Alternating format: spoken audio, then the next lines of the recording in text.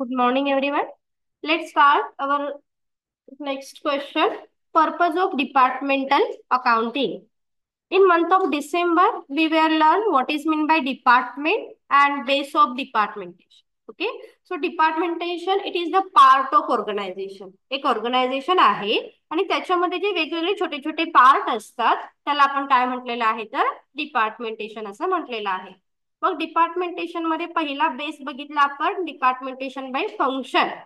म्हणजे simple sentence मध्ये मी तुम्हाला लिहून दिलं होतं department classified as per the function such as marketing, finance, tax, sales, etc.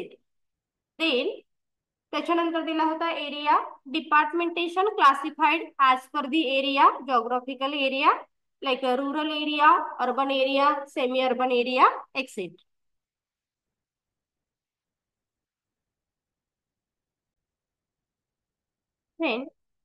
Base आपण कंप्लीट केला होता as per the basis of area as per the basis of function as per the basis of product as per the basis of process. Okay ह्या गोष्टी आपण complete केल्या. Then now we will start purpose of departmentation. So डिपार्टमेंटेशनचा purpose काय आहे बघा one by one side by side लिहून घ्या.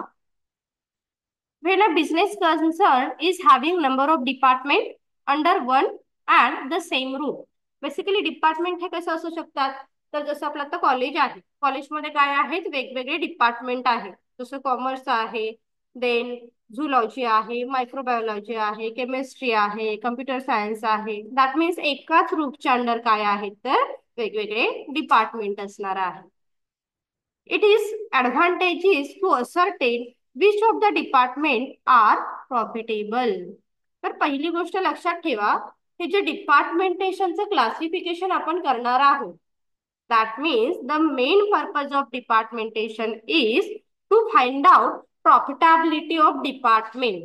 म्हणजे कोणतं डिपार्टमेंट आपल्याला जास्तीत जास्त प्रॉफिट मिळवून देत आहे हे आयडेंटिफाय करण्यासाठी डिपार्टमेंटल अकाउंटिंग हे महत्वाचं असेल. Then suppose the business has cloth, groceries, stationery business. He may be interested is knowing the profit earned or loss sustained each of these department. असं वेगवेगळे डिपार्टमेंटचं एक्झाम्पल दिलेलं आहे की तुमच्यामध्ये काही काही डिपार्टमेंट आहेत जे क्लोथशी रिलेटेड आहेत काही ग्रॉसरी असेल काही स्टेशनरीशी रिलेटेड डिपार्टमेंट आहेत. तर याच्यामधलं सगळ्यात बेस्ट डिपार्टमेंट कोणतं आहे की जे जास्त प्रॉफिट मिळवून देणार आहे आणि कोणतं जे डिपार्टमेंट आहे जे लॉस होतोय त्या डिपार्टमेंटमध्ये.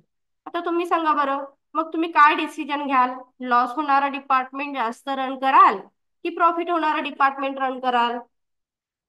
ऑब्विसली ना सिंपल थिंक आहे कोणताही ऑर्गनायझेशनचा ओनर काय विचार करेल की जे डिपार्टमेंट आपल्याला प्रॉफिट मिळवून देईल ते डिपार्टमेंट आपण काय करूया तर रन करूया. So here we find out our purpose. For this purpose, it is necessary to prepare separate account for each department. म्हणून अकाउंटंट काय करतात तर याच्याशी रिलेटेड प्रत्येक डिपार्टमेंटचं एक वेगळं अकाउंट मेन्शन करतात. म्हणजे असं नाहीये की एकाच बुक मध्ये जसं तुम्ही काय करता पहिल्या पेजवरती अकाउंट सेकंड लेक्चर चालू झालं की कॉमर्स थर्ड लेक्चरला इकॉनॉमिक्स असे एकच बुक असते का तुमच्याकडे. नक्की नाही ना.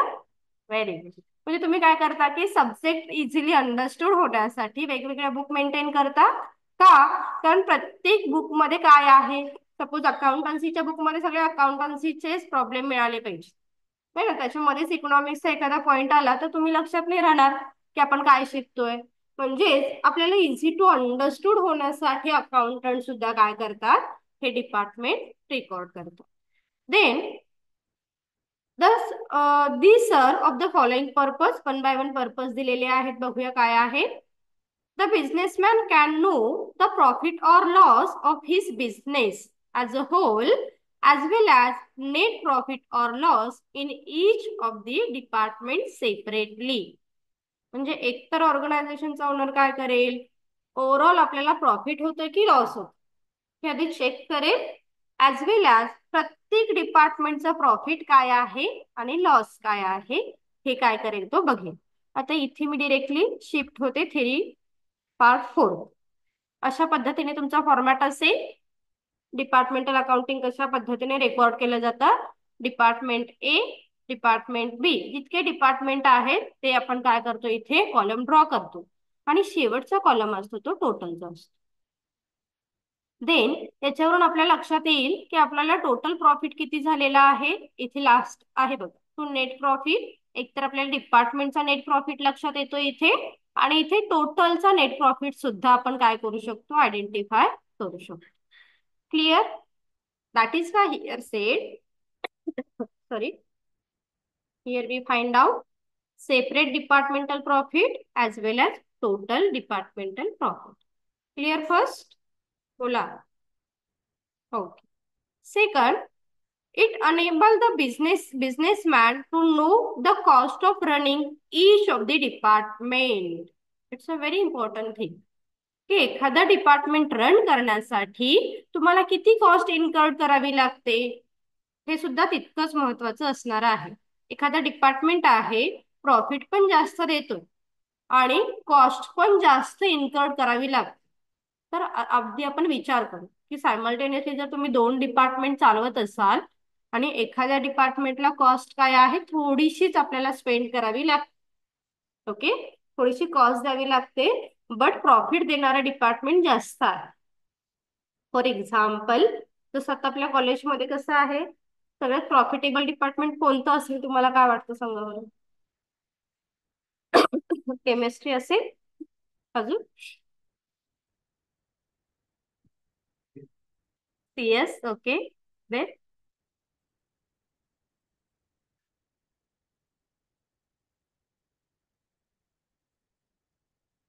अजून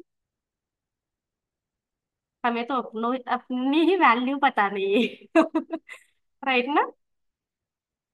सगळ्यात प्रॉफिटेबल डिपार्टमेंट कॉमर्स. केमिस्ट्री आहेच, कारण केमिस्ट्री बरोबर कॉमर्स सुद्धा सेकंड नंबरला प्रॉफिटेबल डिपार्टमेंट आहे. का आहे बरं प्रॉफिटेबल? कम्प्युटर सायन्स आहेच, जे मेन डिपार्टमेंट मानले जातात. केमिस्ट्री आहे, कम्प्युटर सायन्स आहे, कॉमर्स आहे. सांगा बरं, कॉमर्सला कशाला प्रॉफिटेबल मानायला हवंय? अनिरुद्ध, इथे आपण काही कॉस्ट इन्कर्ड करतोय का हो? तुमच्यासाठी काही वेगळे इन्स्ट्रुमेंट आणून ठेवलेत का? एक टीचर उभा केलाय, एक ब्लॅकबोर्ड दिलाय, this is cost income. Okay, but CS सारखं डिपार्टमेंट आहे कम्प्युटर सायन्स. एक जरी स्टुडंट असेल किंवा 10 स्टुडंट असतील तरी तुम्हाला काय करावे लागणार आहे, त्यांच्यासाठी लॅब इस्टॅब्लिश करावी लागेल. राईट? लॅब इस्टॅब्लिशमेंट आली म्हणजेच तिथे एक असिस्टंट असणार आहे, त्या असिस्टंटचा पगार असेल. देन कम्प्युटर तुम्हाला ऑपरेट करावे लागतील अधूनमधून, दे रिपेअर करावे लागतील, त्याचा एक्सपेन्सेस वेगळा असणार आहे. आणि तिथे जे टीचर शिकवले जातील त्यांना सुद्धा पेमेंट द्यावं लागेल, म्हणजे त्यांचाही काय असणार आहे, कॉस्ट हा जास्त असणार आहे. सो ऑन अन ॲव्हरेज बघितलं तर commerce is a profitable department in the college असं मानलं जातं. केमिस्ट्रीच्या फीज जास्त आहेत, बट त्याचे जे केमिकल्स आहेत इट्स अ व्हेरी कॉस्ट.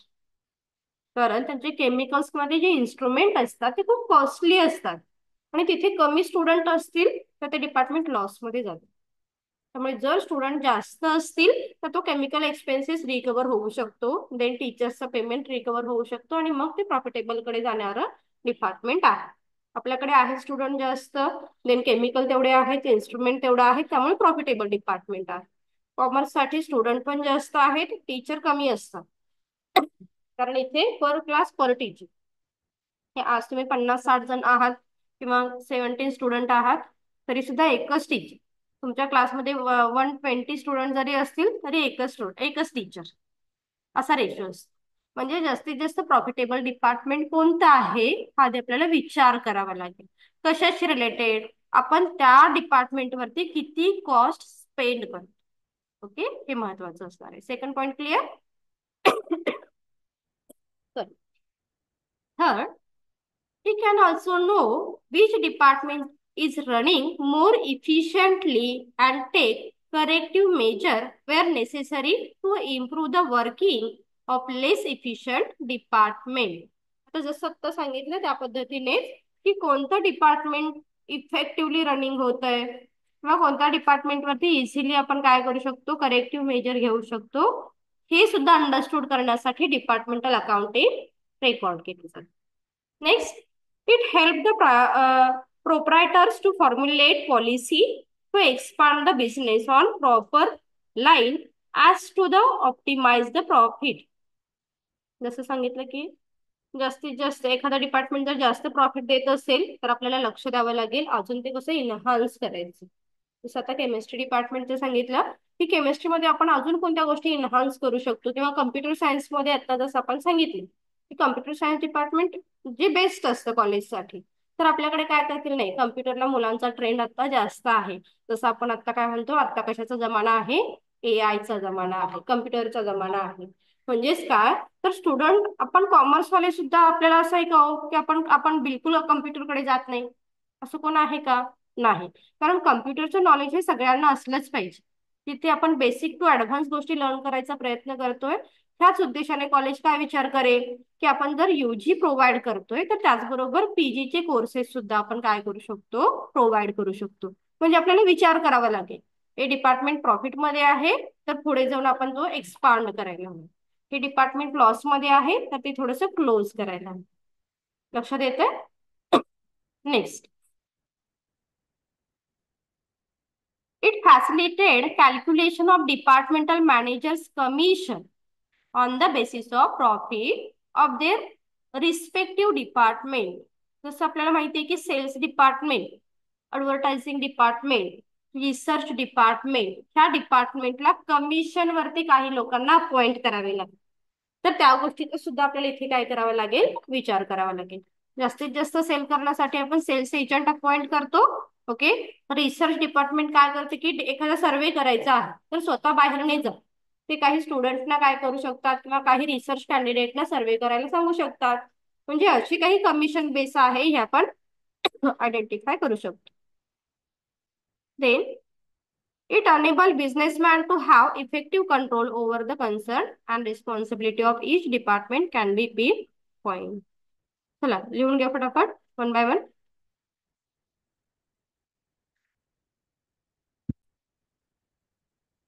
चलो, पर्पज सगळ्यांना क्लिअर झालाय, लक्षात आला. बेसिक लक्षात ठेवा पर्पज मध्ये की प्रॉफिट आयडेंटिफाय करणं प्रत्येक सेपरेट डिपार्टमेंटचा, कोणत्या बिझनेस वरती किती कॉस्ट रन करायची आहे हे अंडरस्टूड होऊ शकतं.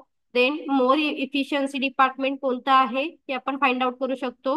Proprietor prepare policy for a particular department because here we can not apply same policy to the all department, that is why. Okay. Then calculation of each department we can easily identify with the help of departmental accounting, and we can easily control each department effectively. These are the purpose of departmental accounting. Then let's start allocation of expenses. आता allocation of expenses हे लक्षात येण्याआधी जसं मी तुम्हाला मगाशी format दाखवला, हा format आहे तुमचा trading and profit and loss account. दोन डिपार्टमेंट दिलेले, डिपार्टमेंट तर प्रत्येक प्रॉब्लेम मध्ये वेगवेगळे दिले जातात. काही प्रॉब्लेम मध्ये 2 दिले जातील, काही 3 दिले जातील, काही 4 दिले जातील. मिनिमम 4 तरी दिलेले आहे. ठीक आहे. आता इथे फॉर्मॅट मध्ये 2 डिपार्टमेंट दाखवले.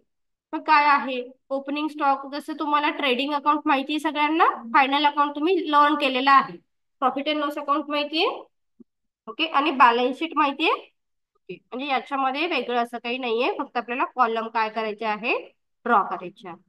बघा काय आहे, opening stock, then purchases, then less return, then to transfer, म्हणजे एखाद्या डिपार्टमेंटने दुसऱ्या डिपार्टमेंटला काही पाठवलं असेल तर ते ट्रान्सफर येईल.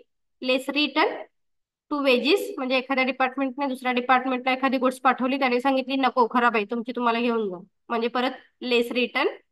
वेजेस, ट्रेड, ग्रॉस प्रॉफिट, इथेपर्यंत कॉमन असेल. सॉरी, हा पार्ट असणार आहे profit and loss account.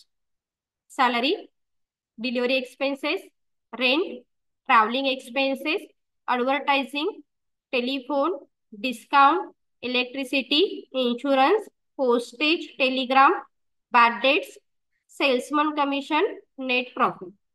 These are very common expenses, already आपण जे लर्न केलेले आहे. त्याच्यामध्ये तुम्हाला असं वाटतंय का की मी पहिल्यांदाच बघितलाय हा एक्सपेन्सेस? असा एकही नाहीये, सगळे कॉमन आहे. असं वेगळं आहे का काही? नाही. क्रेडिट साईडला माहिती आपल्याला पहिला पार्ट होतो सेल्सने स्टार्ट, त्याच्यानंतर सेल्स रिटर्न, अगेन ट्रान्सफर काय केलं असेल एकमेकांच्या डिपार्टमेंटला, तर ट्रान्सफर हा फक्त तुम्हाला इथे वेगळा पॉईंट बघायला लागेल, दोन्हीकडचा transfer. Closing stock common. Okay. Then by loss on shop, जसं एक कॉमन ऍडजस्टमेंट असायची ना तुम्हाला, कोणती असायची ती? फायरची एक असायची बघ, स्टोलन वगैरे, ती असणार आहे. रेअर ऍडजस्टमेंट आहे. Again loss by fire, these are common नाहीये, बट रेअर टाइम तुम्हाला प्रॉब्लेम मध्ये बघायला मिळतील. असं नाही की प्रत्येक वर्षी आग लागते, प्रत्येक वर्षी चोरी होते, असं नाही होत. दॅट्स. आणि ग्रॉस प्रॉफिट, त्याच्यानंतर अकाउंट क्लोज करून आपण नेट प्रॉफिट फाईंड. फॉर्मॅट लक्षात आला? देन बॅलन्स शीट मध्ये सनरी क्रेडिटर्स, कॅपिटल, आता जनरली क्रेडिटर्स आपण खाली घेतो, स्टार्टिंग होतं कॅपिटल पासून, त्याच्यामध्ये आपण नेट प्रॉफिट ऍड करतो आणि ड्रॉइंग प्लेस करतो. ओके. असेट साइडला building, furniture, closing stock, than less profit on inter department, हा थोडासा वेगळा असणार आहे, ऍडिशनल बघायला लागेल. सनरी creditors, bills receivable, bank balance, cash in hand. Clear? हा एवढा फॉर्मॅट आपल्याला बघायचा आहे. तर वेगळं काही बघायचंय बरं डिपार्टमेंटला, जसं सांगितलं हे दोन कॉलम तुम्हाला वेगळे बघायचे आहेत. तर आता सांगितलं की डिपार्टमेंट काय करतं, ऍडव्हर्टायझिंग वरती खर्च करणारे टोटल. तर इथे तुम्हाला टोटलची व्हॅल्यू दिलेली असेल. सपोज 60,000 काय केले आपण ऍडव्हर्टाइजमेंट वरती खर्च केले. मग ते दोघांना कसे वाटायचे? डिपार्टमेंट आहेत ना, म्हणजे तर आपण काय करतो, ऍडव्हर्टायझिंग कशासाठी केलं जातं? Very good. सेल्स जास्तीत जास्त होण्यासाठी ऍडव्हर्टायझिंग केली जाते.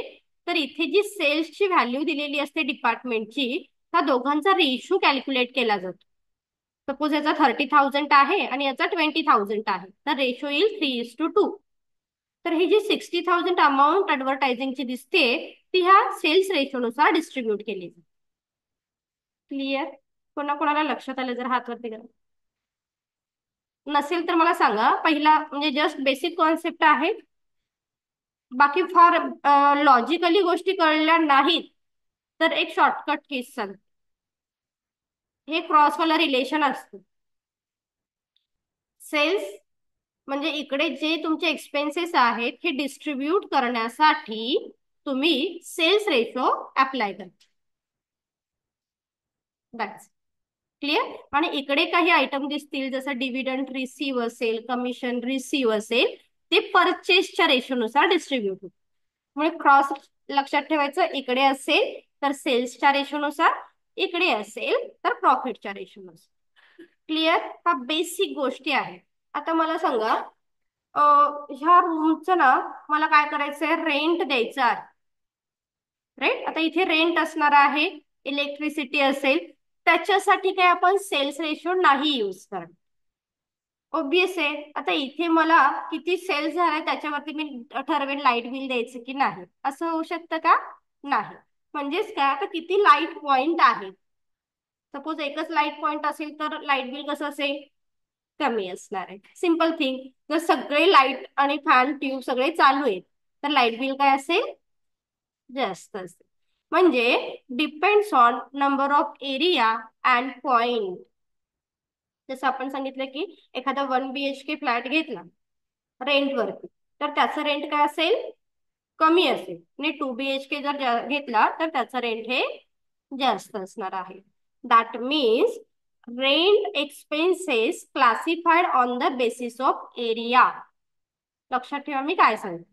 रेंट जो एक्सपेन्सेस आहे तो तुम्हाला डिस्ट्रीब्यूट करायचा आहे, तर तेव्हा तो एरियानुसार डिस्ट्रीब्यूट करा. इलेक्ट्रिसिटी जर असेल तर तो पॉइंट तुम्हाला दिलेले असते की इलेक्ट्रिसिटीसाठी एवढे पॉइंट आहेत, तर त्या पॉइंटचा रेशो काढायचा आणि ते डिस्ट्रीब्यूट करायचं.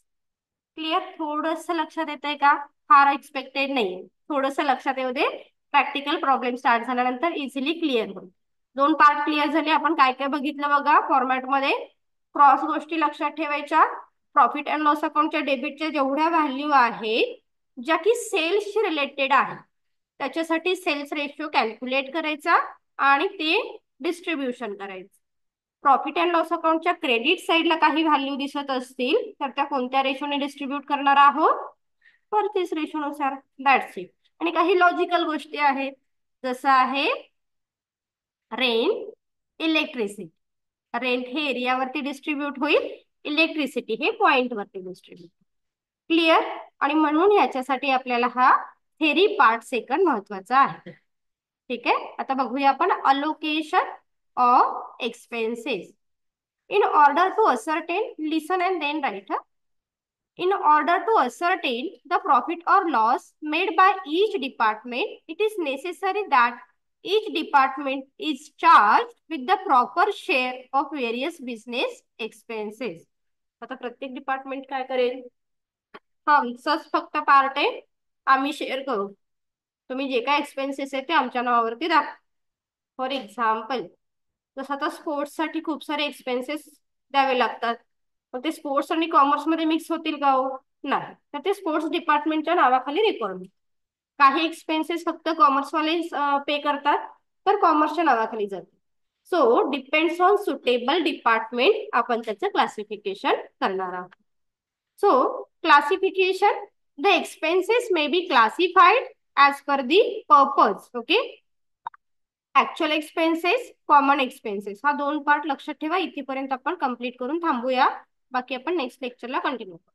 ठीक आहे, ऍक्च्युअल एक्सपेन्सेस मध्ये काय सांगितले बघा. Some expenses which are incurred specifically for the particular department should be charge to the department. आता ऍक्च्युअल एक्सपेन्सेस जे की एका स्पेसिफिक डिपार्टमेंटची काय असणार आहेत तर रिलेटेड असतात. That means these expenses is not applicable to all department. That means only specific. जसं आता एक्झाम्पल सांगितलं, स्पोर्ट्सचं आहे तर स्पोर्ट्सला, केमिस्ट्रीचं आहे तर केमिस्ट्रीला. For example salary, salary paid to each department manager will be charged to the respective department. Similarly, if there are separate electricity meter for each of the department, the electricity should be charged to each of the department on the basis of bill received for each of them. जसं आपल्याला माहिती आहे की एक building आहे आणि त्याच्यामध्ये सगळे रेंट वरती राहणारे पर्सन आहेत, तर येणारं बिल ते सेम डिस्ट्रीब्यूट करतात. काही वेळा काय करतील, त्यांच्यामध्ये पण क्लासिफिकेशन करून देतील ओनर्स, की तुम्ही तुमच्याकडे काय आहे, 1 BHK आहे, किंवा तुमच्याकडे सपोज एक स्टुडंटच राहतो, त्याच्याकडे लाईट काय नाहीये, फ्रीज नाहीये, टेलिव्हिजन नाहीये, वॉशिंग मशीन नाहीये, तर त्याला सांगतील की तू एवढंच बिल दे, कारण तू काही फारसे यूज नाही करत आहेस. एखाद्या फॅमिलीला सांगतील की तुमच्याकडे खूप साऱ्या फॅसिलिटी आहेत, तुमच्याकडे टीव्ही आहे, फ्रीज आहे, देन इलेक्ट्रिसिटी बाईक आहे, तर तुम्ही मात्र रेशो जास्त काय करावं लागेल, इलेक्ट्रिसिटीचा पे करावा लागेल. Like that. Okay, so depends on department, की त्या डिपार्टमेंटला तो किती सुटेबल आहे, त्याच्यानुसार त्याचं क्लासिफिकेशन हे केलं जाईल. कॉमन एक्सपेन्सेस मध्ये येतील, these are some common expenses which are incurred for the whole business. आता काही कॉमन एक्सपेन्सेस आहेत, जसं सांगितलं ऍडव्हर्टाइजमेंट. ऍडव्हर्टाइजमेंट आपण एका डिपार्टमेंटची नाही करत आहोत, पूर्ण अख्ख्या ऑर्गनायझेशनची करतो. That means this is the common expense. Clear? लक्षात येते का? Okay, so such expenses are capable of being appropriate over different department on suitable basis. So the the basis of the classification is proportion in which service or benefit is enjoyed by each department. तर त्या पद्धतीने त्यांना ते distribute केलं जाईल. थोडंसं लक्षात आलं ऍक्च्युअल आणि कॉमन मध्ये काय आहे, लक्षात ठेवायचं. ऍक्च्युअल मध्ये स्पेसिफिक, हे वर्डिंग लक्षात ठेवा. कॉमन मध्ये common expenses enjoy by all. Clear? Thank you.